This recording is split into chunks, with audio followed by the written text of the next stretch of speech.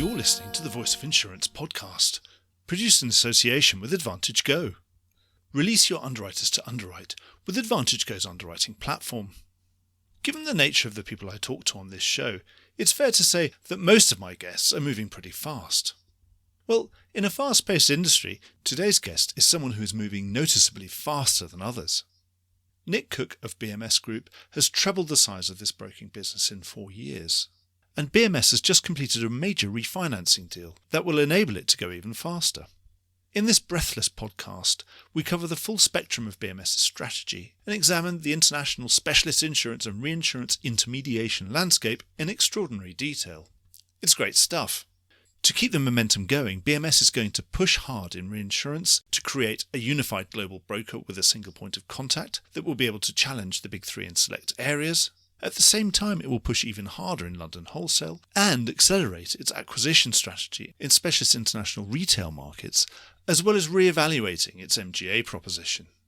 What's clear from this lively and good-humoured exchange is that Nick's energy and passion for the job is wholly undiminished since we last spoke 2.5 years ago. If anything, he just seems to be getting started. It's a real tour de force in which we discuss all aspects of growing a global reinsurance and specialty intermediary. Nothing's off the menu, and Nick's enthusiasm is infectious, so I can highly recommend a listen.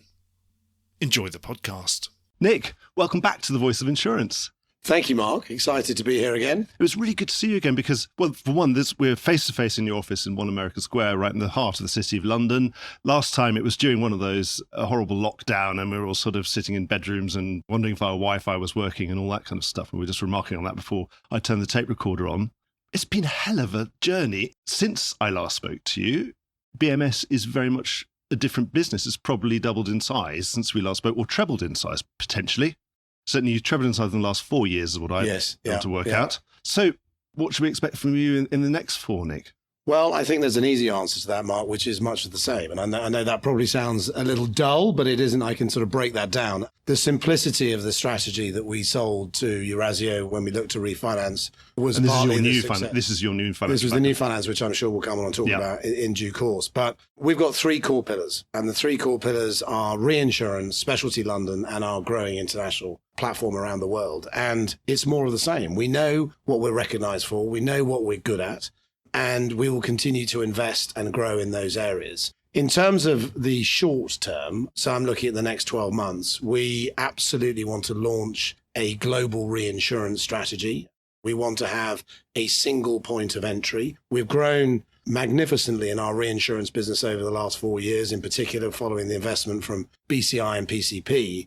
We've been very much centered in the US on reinsurance. We started to grow our Bermudan business and our London platform, but we very much want to pivot now in terms of our reinsurance business and offer one global reinsurance solution, which is very similar to the large 3 reinsurance brokers. So that's a short-term goal over the next 12 months. Is that because now you're not really a small reinsurance broker anymore? Well, thank you. And yes, I think, we've got over 300 people working in our reinsurance business, Mark, and revenue's close on to 200 million. And the offering, the product offering and the analytics and the cap advisory and the capital markets play that we have.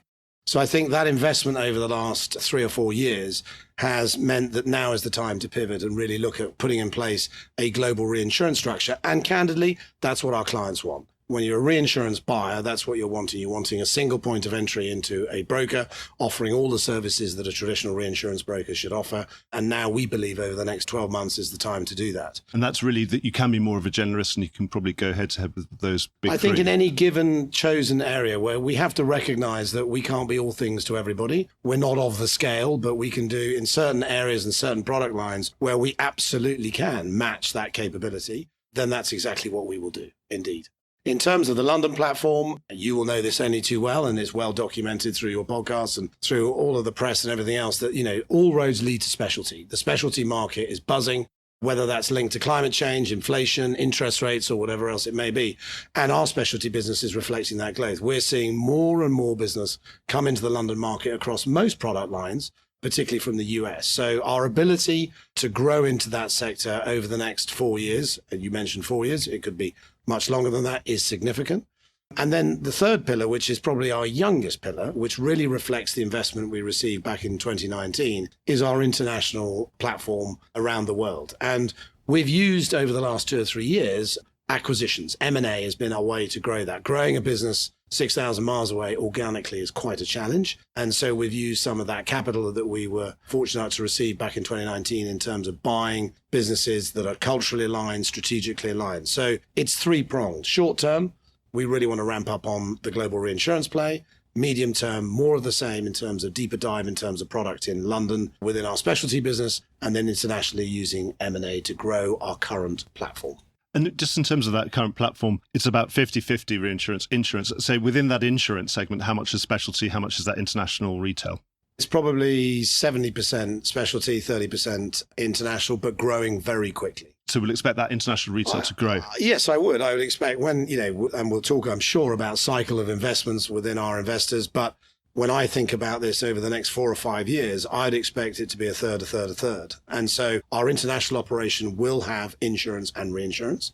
The London platform clearly has insurance and reinsurance. And indeed, obviously, our reinsurance business will continue to grow. So it'll be a fairly even split. I don't expect the blend to change between insurance and reinsurance dramatically. If we succeed, and I'm sure we will, in terms of really building out a global reinsurance platform, then one could expect that that blend may change slightly, but not dramatically. The acquisitions are going to be in that retail space, presumably because there are always retail brokers that can be acquired. Presumably, we wouldn't expect to see anything much on the reinsurance side because there really isn't anything necessary for sale to buy. well, who knows? One never knows. Absolutely right. No. I think look, we would dearly love to be a player in terms of M&A in the reinsurance world, but I think that's a well-trodden field. I do believe there is more unsettlement to come within the reinsurance world on the broking side, and so we will hopefully be a net beneficiary of that. In terms of the retail build-out, I do want to make an important point here, which is when we look at acquisitions around the world, most, if not all of those acquisitions, Mark, are not for sale. So we do not enter a process. These are brokers and organizations that we've traded with, that we know. And so we've built up a relationship with them. We're either their London broker or we're servicing them in a territory or whatever else it might be. We get to know them. And then we start to have a conversation around, 1 on 1, does it equal 2 or does it actually equal 3? Because we want to see whether our investment into that acquisition can grow that business. So that's the first point.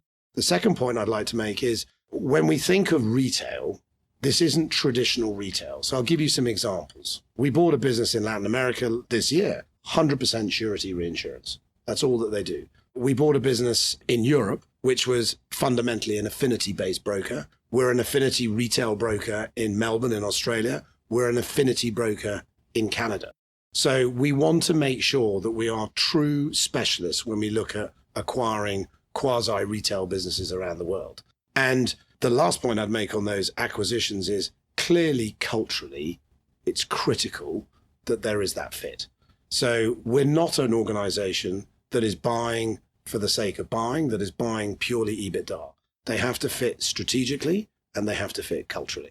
Right, yes, because I was going to ask exactly how those things fit. And they fit because they're naturally classes that you're already really strong at here in London and you've been doing the reinsurance for, that kind of thing. So initially, absolutely right. If it's got a London play, then that's obviously even better. But as we look to scale those operations, and again, I'm sure we'll come and talk about that in terms of where we're deploying that investment. But as we look to scale our current footprint, we will obviously increase London revenue that comes in from our own organization. So that's an added benefit. But if we don't have the skill set in London and they have London market business, it would be slightly odd that we would make that acquisition. So it needs to be aligned with our current expertise in the London market. So it's much more sort of people that you've known for quite a long time. Obviously, naturally, a lot of those retail brokers will be sitting and looking 20 years hence and thinking, yeah, I probably do need to ally myself with some global broker. Yes, and indeed. they thought, well, it'd be nice to do it with you. You're right, absolutely, but not exclusively. I mean, what we've asked all of our CEOs around the world, who are phenomenal leaders in their own right, what we've asked them all to do, they know their market better than we do in London. So our M&A strategy is not London driven. It is very much locally driven. They know who the good competitors are. They know who they rub shoulders with day to day, and they know what the good businesses are. So we look for them to introduce and then see whether we, alongside that organization, can grow and maybe, of course, add London market revenue. Sorry to interrupt in mid-flow, but this is just a reminder that you could be advertising right here, right now, and getting your message directly into the ear of key decision makers in the insurance industry. And you'll be doing it while they're absolutely in listening mode. The Voice of Insurance has just run through 300,000 downloads. If each of those had had a 60-second ad in them, that would make 83 hours of talking to the industry for a fraction of the cost of alternative media. The podcast is the medium of the future, and so is audio advertising. Contact me on mark@thevoiceofinsurance.com, and I'll do everything I can to get you started. And presumably, sometimes they will use another London wholesaler because they've got a great relationship with them. And that's a good point. And yes, we're in a competitive market. You'd love them to be using you, but then you're probably going to use you if you're the best. I think over a period of time, Mark, we would expect them to use us. I think it's probably the best way to put that. But we recognise that we don't always have that skill set.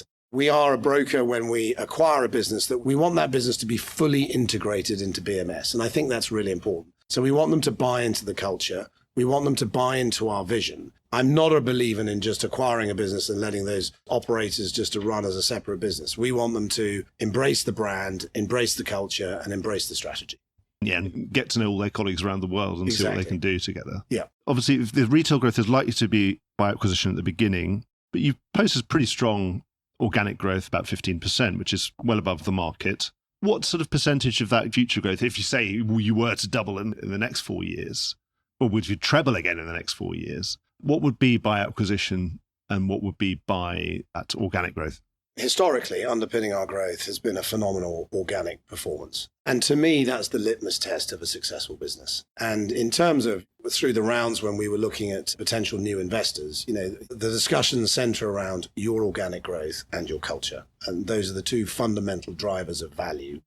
And no one should underestimate how much value is attributed to organic growth. So we are absolutely, as you say, actually, it's north of 15%, Mark. So our true organic compound annual growth over the last 3 to 4 years is 25%, which is a very, very high mark indeed, and a sign of the talent that we have been hiring and the pace at which we've been growing. So in some ways, is this semantic difference between organic growth and inorganic growth? But actually, of course, all growth really has to come with those people that bring that growth. You can't really grow without necessarily growing headcount. I mean, you can, obviously. It's always every business owner's mission to make us all more efficient and more productive. And I'm sure we will all get more productive, particularly in this digitized world that we're building. But you really can't grow at these sort of 25 plus rates without bringing in more people. It is all about talent. It absolutely is. So you're either acquiring people one way or another. You're either acquiring people, yes, organically, or you're acquiring them through a merger or an acquisition. But in terms of percentages, roughly about 80% of our growth comes out of organic growth. And we would include new hires in that. And then true acquisitions is about 20% of the growth. And the plan that we've committed to our new investors and BCI and PCP, who have, of course, rolled over 100% of their investment, is much of the same as I said right at the start. So this isn't a moment with new capital that we're suddenly going to pivot and say that 50% of our growth is going to come from acquisitions. What I would say is it's 14 acquisitions in the last 18 months and it's 11 this year. So we've been running quite hard, but they're small bolt-on strategic culturally aligned acquisitions in territories that we currently exist. We now have the ability through financial resources, but also in terms of resourcing our M&A capabilities here in London, we now have the capability to increase the cadence. So we could look at acquiring bigger companies with larger revenue, larger headcount, larger EBITDA. And that is something that is likely to happen. But in terms of blend, what Eurazeo have bought into, what PCI and PCP are very much committed to, and so are we as a management team, is solid, organic, traditional growth. And in this current market, why not? I mean, everything's in our favor as we currently sit here. There's no signs of a soft market coming. We've still got a very, very buoyant rating environment. So organic growth should be the key driver. You're in many, many geographies in the world, and I think your website says 33 offices. It may be out of date. No, I think it's about right, 33, yep. Are there any geographies where you're not, where you'd like to be? Or is it more about deepening where you already are? Spot on. It very much, in the initial phase of this recent investment, it's very much about deepening where we currently are. And we want to build scale. We've concentrated in the last 12 months in Australia, where we've made 5 acquisitions. We've made 4 acquisitions in Spain. A very vibrant market. There's a lot of interest. You mentioned it right at the outset, Mark. There are a lot of independent brokers who traditionally over recent years might have thought of the big 3 if they were looking for trade. Now there are a number of other independent brokers with significant investments, significant backers, both private equity, sovereign wealth fund, or indeed pension fund, who are playing in those markets. And what BMS offers is something a little different. We offer a global platform, but we're significantly smaller. And so there's huge opportunity in those markets. Now, that said, there are some other markets around the world that are very, very competitive. The Benelux, Germany, multiples and valuations in those markets are sky high. So for the moment, we absolutely want to double down where we are, want to create that scale, create synergy in terms of revenue into London, and from there we may build beyond. And I suppose because the sort of brokers that you're buying are very specialist, then when you buy another broker in the same territory, you don't get that kind of big clash and huge amounts of overlap because you're presumably buying into another specialty and they don't really cross over. Well, we need to be very careful because the bedrock of BMS going back many, many years is a reinsurance broker, but more recently we've been building out a specialty. The word wholesale, Mark, seems to have disappeared. Everyone's now referring to it as specialty, but we are a wholesale broker in London. And I don't really know where the word specialty came from. I would say surely it should be speciality. Speciality, but I don't really. But everybody has a different meaning. I'm not pointing my finger over the Atlantic, but I think I know where it came from. So we are a wholesale broker in London. We have really strong trading relationships in Australia, in Spain, in lots of territories where we also have an office on the ground. So when you're thinking of an acquisition, you've got to make sure channel conflict is absolute paramount. So we're an affinity broker in Spain, but we're a construction broker in terms of wholesale, or we're an energy broker in terms of wholesale. And there are other brokers. JLT is a really good example that had a multitude of retail operations around the world, but we're a powerhouse in terms of a wholesale broker in London. So you can play in both fields. Absolutely. What about the US? Often it's a traditional sort of no to say, right, we will never do retail in the US. Would that be on your list of no-nos or not? I certainly think from BMS acquiring anything in the US is a no. We are a reinsurance broker, a capital markets and advisory business in the US, and long may that continue. We have strong partnerships with US retail brokers and US wholesalers and MGAs, and there is absolutely no strategy, no pivot that we're going to be a direct primary player in the US market. We are a reinsurance player in that market. On the ground, we've got over 250 people now on the ground in the US across 10 locations. We clearly have a very large specialty wholesale book that comes in from the US into the London platform. But in terms of footprint in the US, reinsurance only. The last time we spoke was episode 66, and we're on 186 as we make this recording. So it'll probably be about 188 or 189 by the time this episode becomes a numbered episode. Something that may have been a pivot, I don't know, is one of your you mentioned some of those acquisitions in Australia. One of them was an MGA. Yes. I'd have to go back over what you said in episode 66, but I don't think MGA was a big part of your strategy right then. Obviously, I think that probably would have been one of my stock questions at the time because MGAs were sort of exploding as they still are. Everyone, yes. No, I think that the answer to the question back in 2020 would have been, we had a very small MGA in Canada, which has grown over the last 2 or 3 years. We've launched a small MGA, but again, very, very specific and niche in Latin America. We've got one building in Spain. And we did acquire an MGA down in Australia. So I mentioned those 3 core pillars that we have: specialty, reinsurance, and international. I think it's fair to say that with the additional financial resources that we have and the growing global footprint that we have, that we will look to build out an MGA capability. And let me be clear about where that is. Around the world where we have specialty retail, we can add distribution through an MGA play. So we can either acquire or build, and there's no channel conflict. So we're more than happy to do that, and you will see us do that. So in terms of acquiring international MGAs, yes, BMS is an acquirer of international MGAs outside of the US. So when I say international, I don't mean the UK or the US. London's really interesting. Once bitten, twice shy. So we've been part of an organisation that had an underwriting company alongside. Yeah. And also, I do question the channel conflict. What we want to do in London is we want to build our reinsurance business in London. And then at the same time, you're looking to build an MGA. I think there could be a challenge there. So I'm not saying never, because that would be incorrect, but I'm saying there would be real caution around us building an MGA. Especially if a large part of your business is supporting and finding capital to support MGAs, then they might rather didn't have one of your own. Others do it. I mean, many brokers do it, and they do it extremely well. That said, to do it from scratch, I think we would need to be very careful about building out an MGA in London. So I'm not saying never, but I'm just saying I don't think in the short term. And then in the US, a big part of what we do is a reinsurance broker to the MGA community. And that's MGAs that are aligned to US retail brokers, or it's independent large MGAs where we're offering capital, reinsurance, solutions, et cetera, and we see that as a really growing area of our business. It's a niche area for us. We're investing heavily in that area. We've just rebranded our MGA reinsurance practice in the US to ProLink. We're investing heavily in data and analytics around that. So absolutely categorically, no, we will not be owning or buying an MGA on the ground in the US. That rediscovery, should we say, or sort of reinvigoration of MGA strategy, is it just a recognition that sometimes it's just the best way of getting to market? Well, I think absolutely right. We go back to distribution. The best way of selling product to the market, absolutely through an MGA. I think you can align it well against a specialty retail play. There's some phenomenal talent that's available in that area. So, we go back to what underpins this entire business is talent and people. And so if we have that opportunity to acquire that talent in an MGA that doesn't create conflict, why not? I bumped into Emmanuel Clark at Monte Carlo. I didn't get him on tape. It was one of those ones where it was a quick sort of bump in the lobby of the Hotel de Paris while we were both waiting for our next meeting.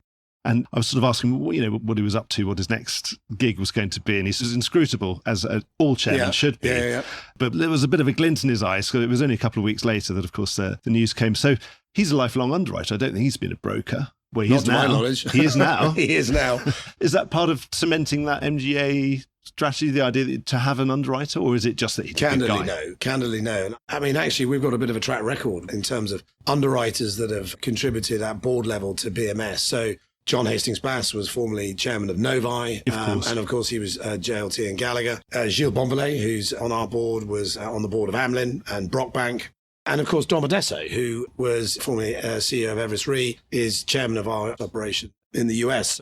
And the reason why I like it, Mark, is very, very simple. All of those individuals have run global businesses, selling, in terms of John, insurance and reinsurance. They've seen both sides of the fence. They also know, from a broking perspective, well, you'd hope they would, what good looks like. And so the challenge that we get around the board table and around the various organizations is phenomenal from those individuals. They are incredibly experienced, huge in-depth knowledge of our industry. They know what good and bad looks like. And so you end up having a very robust debate because they have a very different perspective. I wouldn't want a board that was surrounded by brokers because that's what we are. And so Emmanuel, in a very, very short space of time, has been incredibly positive around our desire to build out our global reinsurance practice. And of course, he ran a global reinsurance company. So it will be very interesting to see how all four of them can contribute to our continued global expansion. We always talk about diversity of opinion, diversity. Thought, well, actually having a load of underwriters and helping to run a broker is a really good idea. It's a good idea. Well, you certainly get challenged. So there's no doubt. Yeah. So you're just broking your way through the board meeting. Well, you've got to remember there are investors in that board meeting as well. So it's a fairly lively board meeting and environment just generally. Yeah. It always surprises me how much consolidation we've managed to get through all around the world. I mean, you go to any retail market and you see large consolidators hoovering up large segments of the marketplace, and then there always seems to be more to be done. I mean, over the whole of my insurance career in London, and now let's say the average size of the London wholesalers probably got bigger. But at the same time, we've created probably loads of small ones that we're not aware of because they're slightly below the radar. Do you think we're coming to an end game in London wholesale consolidation, or what do you think's happening at the moment? When I talk to most people, they say it's still not done. No, it's far from done. So the short answer is, no, it we're not. Feels like it's done. Well, no, it's not. And I think there are a number of factors that one should consider. So one is, you think of the level of investment from private equity, sovereign wealth funds and pension funds in our industry. Within financial services, the broader financial services sector, the insurance industry, whichever side, whether you're looking at balance sheet or you're looking at insurance distribution, has given phenomenal returns to those investors over a sustained period. So there are many, many investors that have been recent underbidders on assets that have come up that are still keen to get into, particularly the specialty market, Mark. So I can tell you that firsthand from when we went through our refinance in terms of the level of interest in the specialty market and reinsurance. Specialty and reinsurance, which you had many suitors. I would say suitors. I would say there was a huge depth of interest across a very broad investor spectrum globally. I mean, truly globally. So that's the first thing. There are a number of interested buyers. So that's number one. Number two is, if you think back to 2018 and 2019, when a number of large private equity houses took big plays into the insurance distribution world, those assets are coming up to the end of their cycle and they're looking to capitalize on those investments. So my expectation is there'll be a number of those that come to the market. So you've got supply. There's no doubt you've got supply. There are also, as we come out of maybe some of the most challenging macroeconomic times that we've had in recent past, And if you look 12, 24 months ahead, people will be feeling slightly more buoyant about life. There are a number of these private equity funds that are out there raising new funds. And to raise those new funds, they need to give a return to their investors on those original funds that they invested in. So you've got that environment. The third point I'd make is look what the US retail environment is doing. US retail brokers are, in certainly the last 12 months, Mark, become very acquisitive in London. A number of US retailers have bought London assets. I don't see that stopping. I think as options narrow in terms of entry into the London market, I think there'll be more and more US retail looking to acquire in London. Interestingly, a number of large European retailers are also backed by private equity pension funds, sovereign wealth funds. And I think they feel slightly miffed that they've missed out on this specialty bubble. And they are beginning to flex their muscles in terms of looking about how they can get into the London specialty market and the broader reinsurance market. So I just think there's a lot of interest in this sector. There are a number of large independent brokers in the sector who have significant investments from both private equity pension fund and sovereign wealth funds, all of whom go through these cycles, these natural cycles. And so it's far from done. It's far from done. There's also, as people consider, management teams consider, investors consider an eventual turn in the market cycle, scale matters. Scale and diversification matters. Investors look for scale and they look for diversification. And so brokers that have performed well, both in terms of growing their specialty business, growing their reinsurance business, will always be in demand. And just speaking personally from the level of interest in this market that I see continually with the number of investors that are looking to get into this market of ours, I don't see it slowing up. I really don't. Now, what you could argue is, well, is there the choice? Are there that number?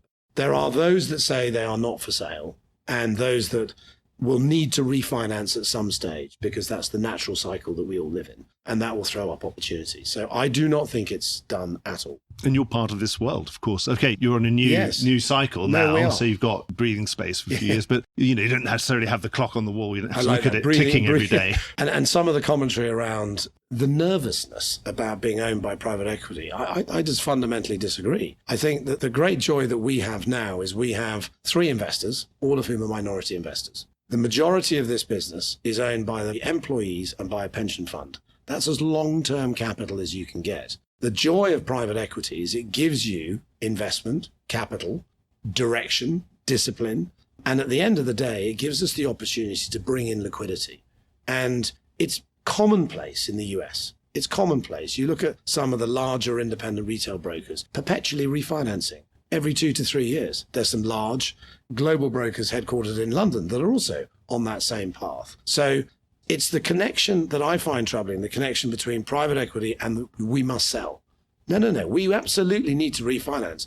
And to be crystal clear on this point, a really good example is our recent refinance where BCI and PCP didn't take £1 off the table. They reinvested 100%. So they've gone back into a new cycle, having reinvested 100% of their proceeds from back in 2019. And we were able to bring in a third sponsor, Eurazeo, which gave liquidity to the employees, who have now taken that liquidity and reinvested. So that model, to me, and to many others, particularly in the US, is forever independence. But do you think that can go on forever? I mean, would it just suddenly make more sense to be a public company at that point?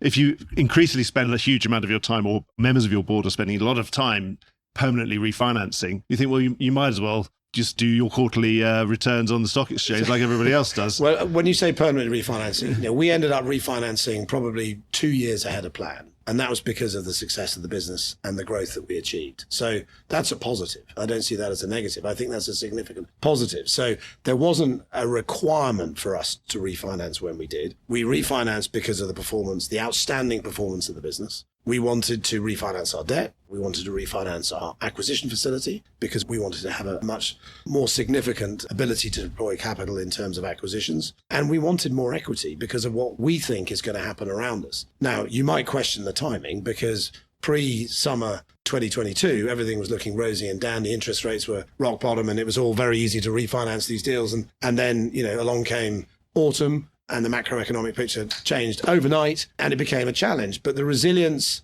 of Eurazeo, I think primarily, and the success of our business allowed us to get that refinancing away. So we're now in pole position. We have refinanced our business. There are other brokers and other organizations out there, Mark, that aren't in that position. So an IPO, it's always discussed in terms of a possible exit for any private equity. For us, we're not a global retail model. So I would argue that might be a little bit of a challenge. And I think personally, there is such interest and supply of interested capital in our market, in our sector, whether it's reinsurance or whether it's specialty, that in the medium term, and I can't go much beyond the medium term, there would be no reason for a public listing. Obviously, we've had a very active time in reinsurance. It's a bit like currency markets of nothing happens for years and suddenly there's usually a tectonic plate just sort of goes crash. We had not much happening and then Benfield was taken over by Aon, 2008. And then what's happened over the last 3 to 4 years, I'd say, is a comparable period, but even more of a sort of Jurassic period, all sorts of stuff going on. It was Marsh taking over JLT with that, and then JLT Re being part of that. And then Aon's failed merger with Willis, again, really setting the cat amongst the pigeons. During that period, obviously it must have been good for you as an independent sitting there with a flag saying, look, come over here. You don't have to deal with all the politics over there. You can come and we can carry on growing. Do you think you could have been more aggressive to take that opportunity, or do you think you did it aggressively enough? Great question. Just with hindsight. No. I think hindsight, yes. Could we have been more aggressive? Undoubtedly. Would we have been more successful, though? I'm not so sure. As I said earlier, we're very strategic about the bets that we make, and cultural fit for us is absolutely crucial. So there were probably many opportunities for us to acquire talent with significant reinsurance accounts, but does that talent fit? Or ultimately, might that talent erode a culture that we're immensely proud of and very protective of? And so we could have, without doubt, Mark, run much, much harder. That said, I think the reinsurance team, has done a phenomenal job. When Pete Chandler joined in 2019, we made a commitment to double the size of the business over 5 years. He did it in 3. And he did it by hiring phenomenal talent, broadening the product, and that's been a huge success. What I said to you earlier was now we believe is the time to really look at a global reinsurance offering with one single point of entry. So we want to invest more in the UK. Could we have done that previously? I don't think we could have done. I don't think we were ready. I think we were very focused on our specialty London business. Bermuda's a relatively new entry for us. And we are definitely subscale in Bermuda, and we can certainly increase our footprint in Bermuda. So I think we could have run a lot harder in the US. I'm not sure we would have got that right. So I think strategically what we've achieved is fantastic, delighted, really happy where we are. Phenomenal foundations, 300 people in the reinsurance business, 30 actuaries across it, a growing cap advisory, capital markets business. Now is the time probably. You've got a weatherman as well. Now we have the weatherman. Yes, exactly. Yeah, Andy Siffett. So now is the time to probably put our foot flat to the floor. We mentioned this before. This business is all about talent, really, isn't it? It's about attracting that talent. You mentioned before about cultural fit as well. I mean, it sounds like you get the chance to acquire somebody, perhaps, or a team of somebody's who are likely to be their own sort of business unit within your business. And they've got this account. They don't show it to anyone else. They won't tell anyone how they do this. They won't teach anyone else what they do or how they do. They won't teach them how to fish in their pond, and they're very protective. Presumably those are the sort of people you don't really want. No, I think those sort of mavericks, if I can call them that. No, if we're hiring individuals or teams of individuals or whatever else it may be, the model that we have, and I'll give you an example. So a few years ago, we didn't have an energy play in London. And so we wanted to build an energy play, and we spent 18 months mapping that market to understand culturally, strategically, what was the best area of that broader market to go into as a first stage, and who were the good and talented leaders out there.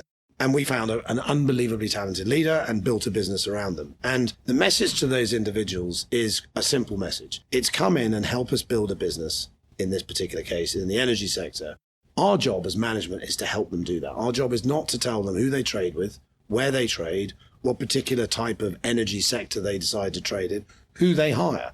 So that autonomy, that immediate autonomy is given to them. We then obviously resource it, financially and non-financial resources, and we give them that freedom to grow. And what they end up doing is they end up building a business within a business, but equally helping us create value as a whole. They have an earn-out equity model, so they earn into our equity, which is, in today's war on talent, I still believe is the holy grail, is, if you have the ability to offer equity to talent and they can build that equity up over performance, and at the end of any given period, you can give them liquidity in that equity. Imagine how powerful that is. And also you're giving them the autonomy to put their thumbprint on something that they can look back on. They've built a long-term sustainable business backed by long-term capital. They've built up their equity, value creation for the business, but also wealth creation for them as individuals. And they've put their own thumbprint on it. That's immensely powerful.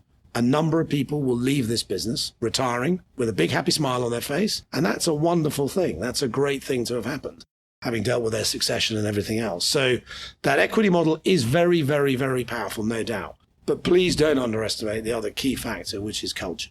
Yeah, culture's banded around left, right, and centre, but we are immensely proud of what we've built here. And culture and the environment in which you work and the values which you hold. So it's about being the sort of people who are going to be teaching the next generation. It is about leadership. I think culture in BMS is around true collaboration. And how do you create that? You create that via alignment. And the equity structure creates alignment for us. We don't have a multitude of classes of shares. We have one share. Our shareholders and staff are prepared to dilute on the basis of bringing in new talent, on the basis that talent is accretive. And that has meant that you create that alignment across the shareholding. You then create collaboration. So back to reinsurance and what I said about this global structure around reinsurance and one point of entry, we're completely agnostic on any client of BMS's, whether it's an ILS solution, a traditional reinsurance solution, it could be a binder, it could be open market. It doesn't matter, because ultimately the value in the business is growing the equity value of the company. And so that's what creates that alignment. That's what creates a high performance culture. That's what creates collaboration. And that's why I think we've been hugely successful.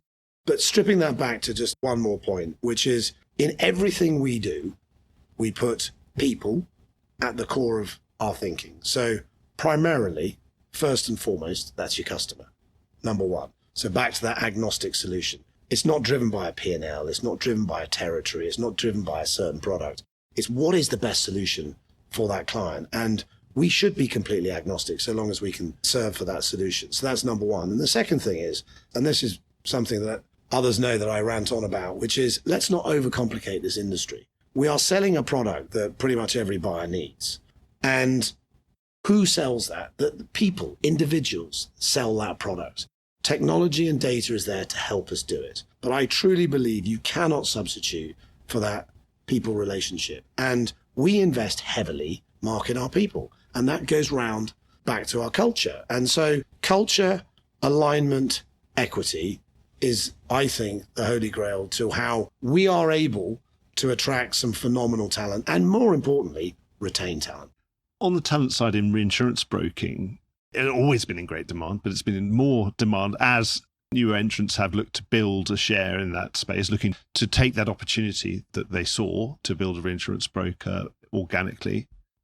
Do you expect margins to be squeezed? Because it doesn't seem like we're quite done yet in terms of reinsurance broking, that we probably expect another entrant, a well-financed entrant, to be coming soon.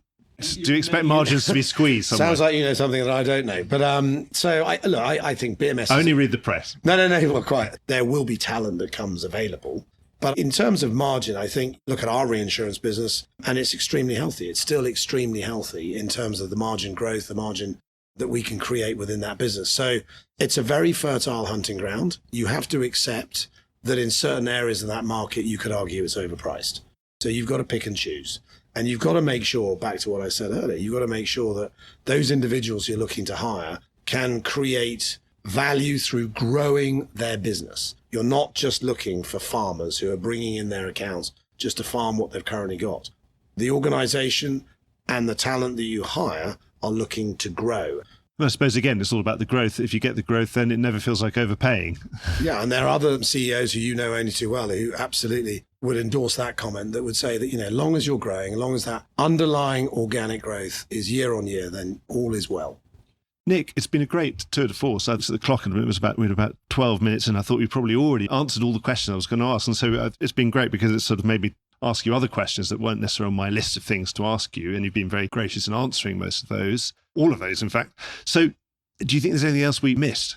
Yes, Mark, there's absolutely one thing I want to talk about, which is going back to talent. And I should have said this when we were talking about talent. I get quite frustrated when I hear in the market that all we're doing is regurgitating talent from broker to broker, from underwriter to underwriter, and that we're not doing enough in terms of diversity and gender equality around hiring across the market. I just don't see that. Look, I know we can do a lot more, but if I think of BMS and our role in the wider market, we are hiring a great diverse talent from outside of the industry. Yes, of course, we regurgitate within the industry and we hire talent from competing brokers and others, but we're hiring more actuaries who have never been in the industry before.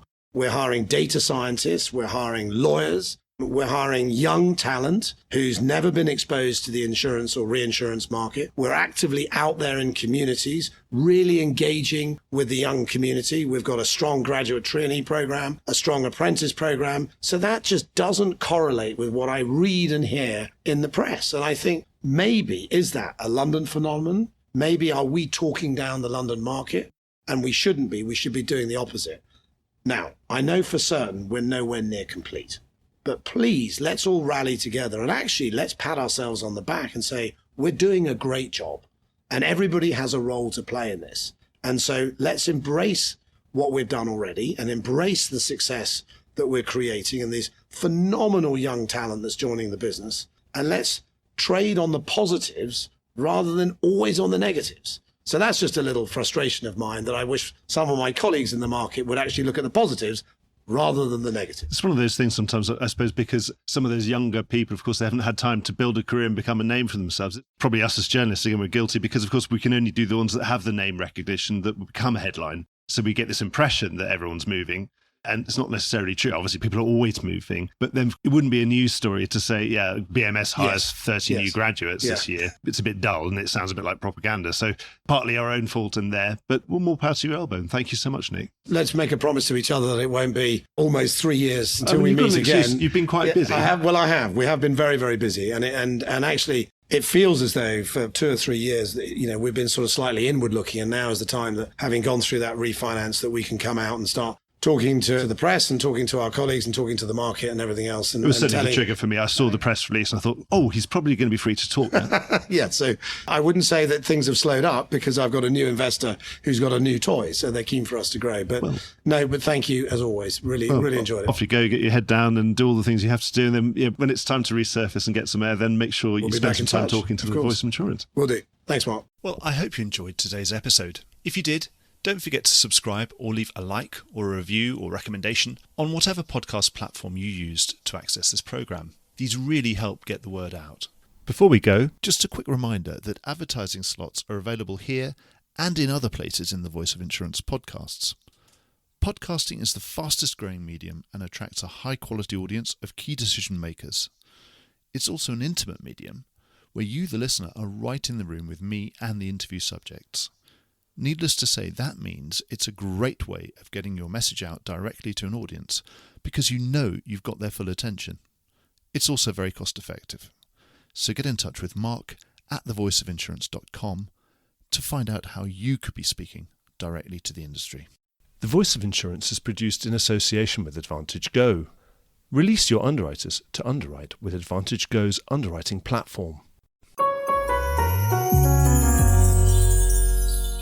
Voice of Insurance is produced by me, Mark Gagan. Music was written by Anna Gagan and produced by Carlos Gagan. Check out more podcasts and written comment pieces at www.thevoiceofinsurance.com.